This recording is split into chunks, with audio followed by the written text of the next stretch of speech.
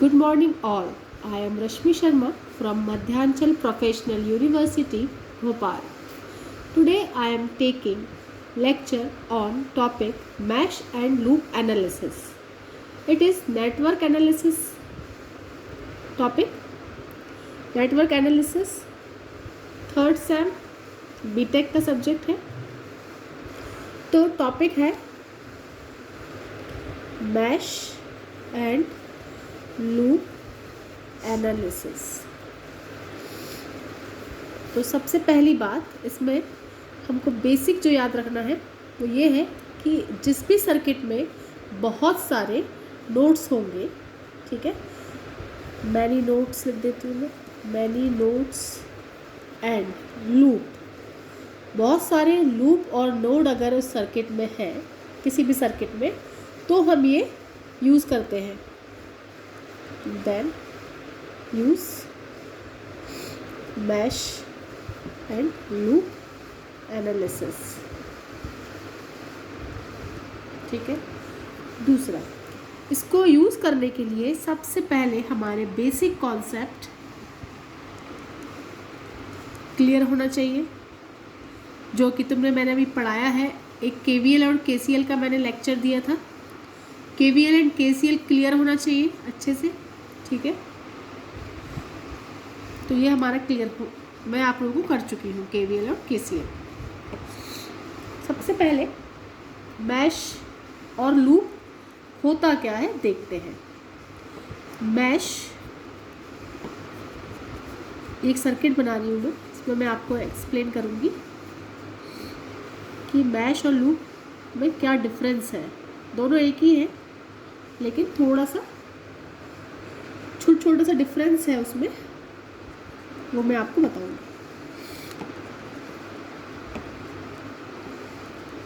ठीक है. मैश यानी हम किसी भी क्लोज्ड सर्किट में एक करंट फ्लो करा रहे हैं जो कि सबसे छोटा हो, पार्ट हो उस सर्किट का, क्लोज्ड हो और सबसे छोटा पार्ट हो, और हर एलिमेंट से करंट लिंक कर रहा हो. ठीक है. उसको हम बोल रहे हैं मैश. तो इस तरह से मैश हमारा ये दो बन रहे हैं. हमें एक भी किसी भी सर्किट में सबसे मिनिमम मैश देखना है कि कितने मैश बन रहे हैं. जैसे इसमें दो बन रहे हैं, मतलब दो छोटे छोटे सर्किट हैं जो कि क्लोज्ड भी है और सबसे करंट लिंक भी हो रहा है. ठीक है. वही लूप, अगर मान लो मैं इस सर्किट को थोड़ा बढ़ा दूँ इस तरह से, ऐसे मैं इसको बढ़ा दूँ, तो यहाँ पे एक और लूप बन जाएगा. इसको मैं मैश भी बोल सकती हूँ और लूप भी बोलती हूँ. लेकिन लूप वो होता है जो दो ब्रांचेस को मतलब एक ब्रांचेस को काट के इन दोनों को मिला के मैं एक लूप बना दूँ, तो मैं बोलूँगी इसको लूप. मतलब ये ब्रांच को भी कट कर सकता है लूप. ठीक है. हाँ. तो अब आप लोगों को कन्फ्यूजन हो रहा होगा कि मैश और लूप में क्या डिफरेंस क्या है. तो मैश को भी मैं लूप बोल सकती हूँ, लेकिन लूप को मैं मैश नहीं बोल सकती. ठीक है. दूसरा ये है कि ये सबसे मैश वो रहेगा जो सबसे छोटे सर्किट में लगा रहे हैं हम, सबसे छोटे सर्किट में या सर्किट के किसी छोटे से पार्ट में. ठीक है. और लूप दो मैश को मिला के भी लगा सकते हैं हम एक लूप. ठीक है. और एक और डिफरेंस ये है कि लूप के अंदर कई मैश हो सकते हैं. लूप के अंदर कई मैश हो सकते हैं, लेकिन मैश के अंदर ना ही तो कोई लूप होगा और ना ही कोई मैश होगा. वो सबसे छोटे सर्किट में लगा है क्योंकि, तो उसके अंदर कोई और करंट नहीं होगा. तो ये बेसिक डिफरेंस है. अब मैं आपको बताऊंगी कि इसके इक्वेशंस कैसे बनाते हैं हम. तो एक मैं छोटा सा दो लूप वाला एक सर्किट ले लेती हूँ.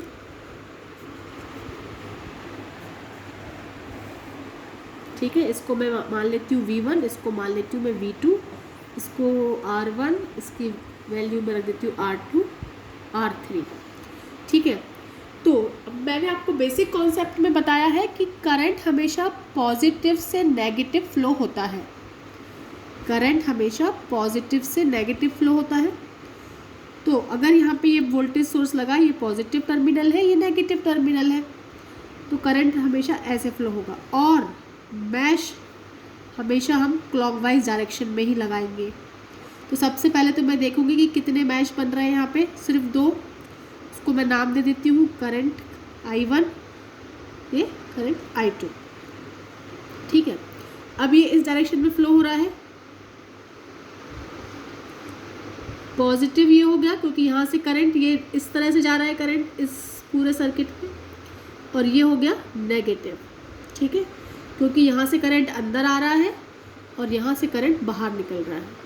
सेम अब यहाँ करंट यहाँ से यहाँ आएगा तो ये पॉजिटिव हो गया, यहाँ पे अंदर आ रहा है करंट, और यहाँ से बाहर निकल रहा है तो ये नेगेटिव हो गया। ठीक है, अब सेम इसी तरह से I2 में भी यहाँ से करंट आ रहा है तो ये पॉजिटिव, यहाँ से निकल रहा है। हम सोर्सेस में कोई छेड़खानी नहीं करें क्योंकि वो वोल्टेज सोर्सेस हैं, एलिमेंट्स में हम करंट का डायरेक्शन देखेंगे बस। ठीक है, अब यहाँ पे I2 में इस तरफ देखें, अगर इस लूप में देखें तो यहाँ पे पॉजिटिव आ रहा है और यहाँ पे नेगेटिव आ रहा है, दोनों तरफ डिफरेंस आ रहा है करंट का, क्योंकि ये लूप दोनों एक ही डायरेक्शन में चल रहे हैं। यहाँ से करंट आया तो ये पॉजिटिव हो गया, ये नेगेटिव हो गया। अगर यहाँ से करंट आया तो ये पॉजिटिव, ये नेगेटिव। अब हमको एक ही लूप को अगर कंसीडर करके इक्वेशन बनाएंगे पहले नंबर तो पहली इक्वेशन हम इस लूप को कंसीडर करके बनाएंगे, पहले लूप को, I1 लूप को। ठीक है, लेकिन I2 में दोनों करंट आ रही हैं। अगर मैं इसको अलग से बना के दिखाऊं आपको, ये I2 है, अगर मैं इसी लूप में बात कर रही हूँ तो यहाँ से जो करंट आ रही है वो है I1 और यहाँ से जो करंट आ रही है वो है I2। ठीक है, और अब मैं पहले लूप को कंसीडर कर रही हूँ, मैं यहाँ पे लिख देती हूँ इन लूप 1। इन लूप 1 हम I1 को ही मेन मानेंगे, तो I1 को हम मैं बड़ा मानूंगी, इसलिए मैं यहाँ पे लिख दूंगी I1 माइनस I2। दोनों के डायरेक्शन अपोजिट है तो ये माइनस में आ जाएगा, तो I1 माइनस I2 इसमें करंट आ रही है। तो यहाँ पे मैं लिख देती हूँ शॉर्ट में I1 माइनस I2 करंट। ठीक है, क्लियर दिख रहा है ये? तो मैं यहाँ लिख देती हूँ I1 माइनस I2 करंट आ रही है यहाँ पे इसमें। ठीक है, अब मैं एक क्वेश्चन बनाना चालू करती हूँ। सबसे पहले मैं यहाँ से स्टार्ट करती हूँ R1 से। तो मैं जब पहले पॉजिटिव टर्मिनल दिख रहा है तो मैं पॉजिटिव ही लिख लूँगी R1। मैं KVL लगा रही हूँ इसमें, इसलिए sum of all voltages is equals to 0 करना है मुझे, वो वाली इक्वेशन पे मैं काम कर रही हूँ। तो R1 इंटू I1 प्लस यहाँ से मुझे क्या दिखा R2। R2 में कौन सी करंट है अब? I1 minus I2 is equals to जो भी मुझे वोल्टेज दिख रहा है वो टर्मिनल मुझे दिख रहा है माइनस साइन पहले, तो मैं माइनस ही लिखूँगी। ठीक है, तो ये हो गई आपकी इक्वेशन नंबर 1। इसी को अपन और सॉल्व कर सकते हैं। R1 I1 R2 I1 इसका इंटू अंदर कर दिया मैंने, ये माइनस हो जाएगा यहाँ पे। R2 I2 is equals to minus V1। I1 वाले टर्म्स को मैं प्लस कर लेती हूँ, R1 plus R2, I1 common ले लिया, minus R2 I2 is equals to minus V1। ये आपकी इक्वेशन सॉल्व हो गई। अगर इसमें वैल्यू रख दूँ मैं R1 R2 की, तो मैं करंट वोल्टेज जो भी मुझे निकालने का बोलेंगे, कि जिस भी रेजिस्टेंस में से बोलेंगे वो हम निकाल सकते हैं। अब लूप 2 दूसरे पेज पे मैं बताती हूँ आपको। अब इन लूप 2 ये सर्किट मैं फिर से बना रही हूँ क्योंकि बहुत मैशी हो गया है वो सर्किट, तो आपको अच्छी तरह से समझ में आ जाए। अब मुझे लूप 2 लेना है, मतलब ये वाला लूप मैं कंसीडर कर चुकी हूँ। अब लूप 2 मैंने यहाँ पे आपको बताया था R2 R3 V2 V1, ये यहाँ पे करंट आ रही थी I1, इसमें यहाँ पे आ रही थी I1 माइनस I2। ठीक है, अब मैं जब इस लूप को कंसीडर करूँगी तो यहाँ पे पॉजिटिव, यहाँ पे नेगेटिव, ये ऐसे जा रहा है, यहाँ पे पॉजिटिव, यहाँ पे नेगेटिव। अब सेम यहाँ पे R2 में I2 मेरा यहाँ से आ रहा है और I1 मेरा ऊपर से आ रहा है। लेकिन अब मैं जब दूसरे लूप को कंसीडर कर रही हूँ I2 को, तो मैं I2 को ही बड़ा मानूंगी क्योंकि मैं इस लूप को कंसीडर कर रही हूँ। तो यहाँ पे करंट आ जाएगा I2 माइनस I1, ठीक है। तो यहाँ पे करंट आ जाएगा I2 माइनस I1 और यहाँ पे रहेगा I2। तो इक्वेशन जो दूसरी मैं बनाऊंगी वो हो जाएगी R3, यहाँ से मैं जा रही हूँ तो पॉजिटिव साइन दिख रहा है, I2 वोल्टेज सोर्स को मैं बाद में कंसीडर करूँगी। फिर मैं यहाँ से घूम के इधर आ गई हूँ, प्लस साइन दिख रहा है मुझे, R2 करंट कौन सी है इसमें, I2 minus I1 equals to, यहाँ से मुझे पॉजिटिव साइन दिखा था इसलिए V2 पॉजिटिव में लिख रही हूँ। इक्वेशन नंबर 2 हो गई है। अब मैं इसको और आगे सॉल्व कर देती हूँ, ये अंदर इनटू कर देती हूँ इसका R2 का, तो R2 I2 ये माइनस में आ जाएगा, इधर R2 I1 equals to V2। इसमें R2 वालों को मैं ऐड कर देती हूँ, तो ये हो जाएगा R2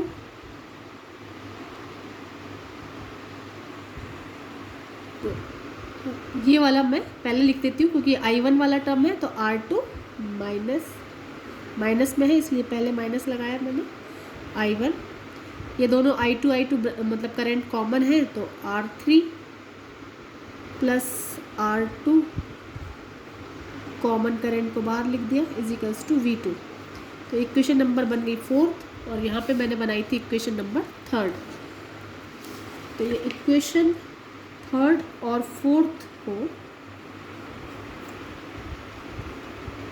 एक साथ लिख देती हूँ मैं पहले,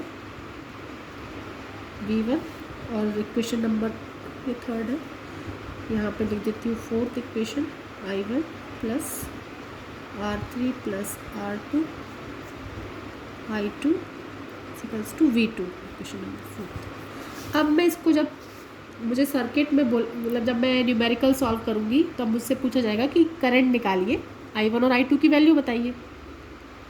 तो ये दो इक्वेशन को आपको पता होगा हिट एंड ट्रायल मेथड से, ये दो इक्वेशन अपन ऐसे सेम करके I2 कैंसिल कर देते हैं, फिर I1 की वैल्यू निकाल लेते हैं, ठीक है।